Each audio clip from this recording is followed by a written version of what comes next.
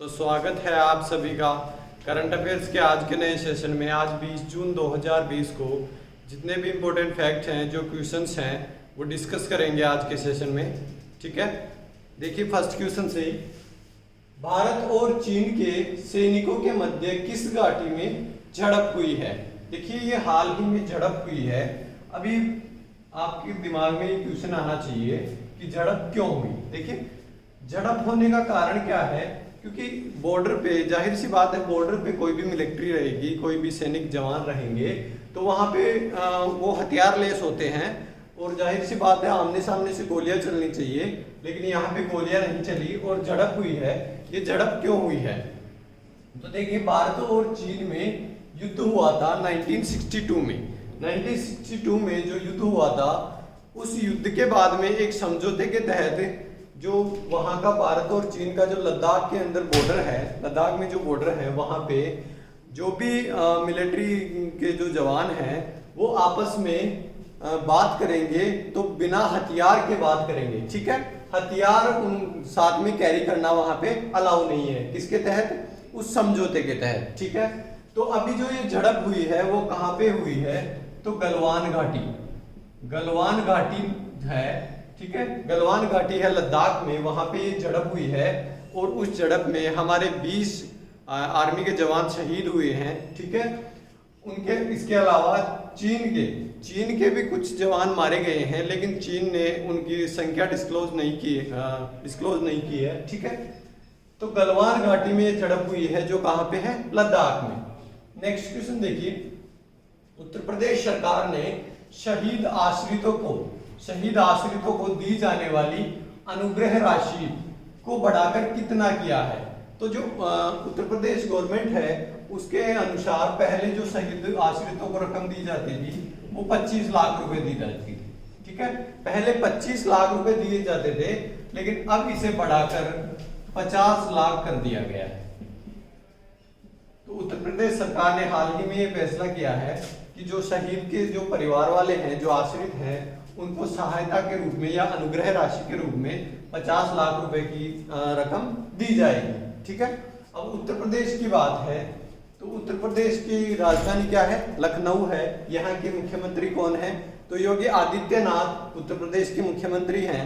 और यहाँ के गवर्नर कौन है, तो आनंदीबेन पटेल उत्तर प्रदेश की गवर्नर यानी राज्यपाल है। नेक्स्ट क्वेश्चन देखिए, किस राज्य ने कृषि उत्पादन विभाग का नाम बदला है। देखिए कृषि उत्पादन विभाग पहले यही नाम था, इसको बदलकर नया नाम किया है कृषि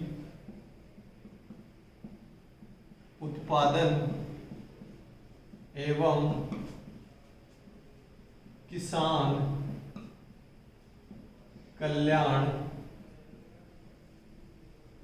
विभाग।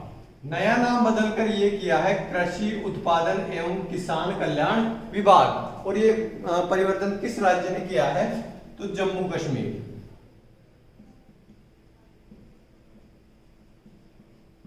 ठीक है, जम्मू कश्मीर ने ये परिवर्तन किया है। ठीक है, अब बात करें जम्मू कश्मीर की, तो ये पहले राज्य था, लेकिन अब ये केंद्र शासित प्रदेश हो गया है। ठीक है, लद्दाख और जम्मू कश्मीर के रूप में डिवाइड करके इनको यूटी यानी केंद्र शासित प्रदेश घोषित कर दिया गया है। ठीक है, नेक्स्ट क्वेश्चन देखते हैं। हाल ही में UNCTAD की रिपोर्ट के अनुसार किस देश में सर्वाधिक FDI आया है। देखिए UNCTAD ये क्या है, तो देखिए इसका फुल फॉर्म होगा यूनाइटेड नेशंस कॉन्फ्रेंस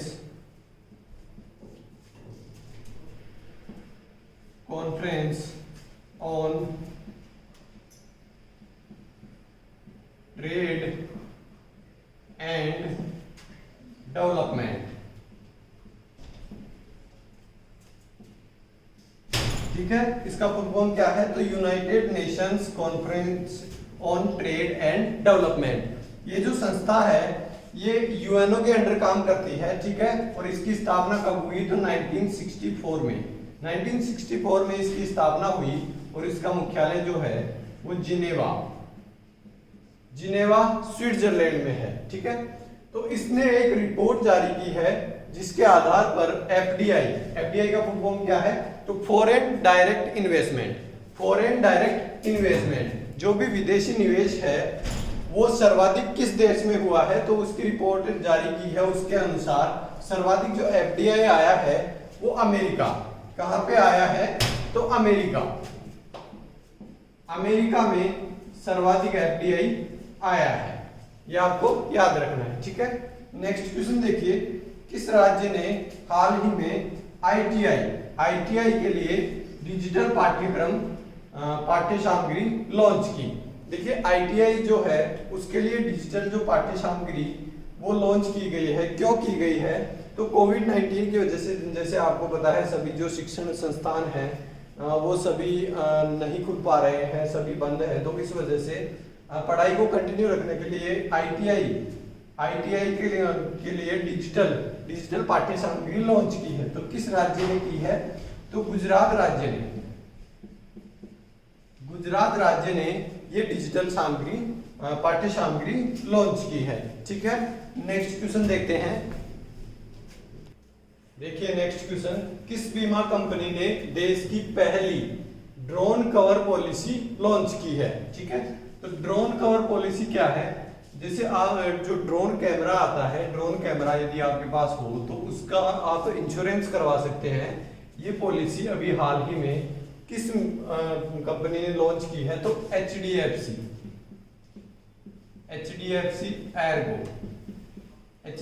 एर्गो एक बीमा कंपनी है। ठीक है, इसकी स्थापना 2002 में हुई और इसका मुख्यालय कहाँ है, तो मुंबई में।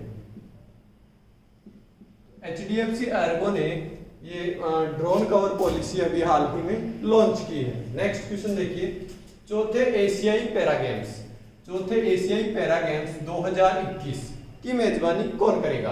तो देखिए इसकी मेजबानी जो करेगा वो एक अरब कंट्री है, बहरीन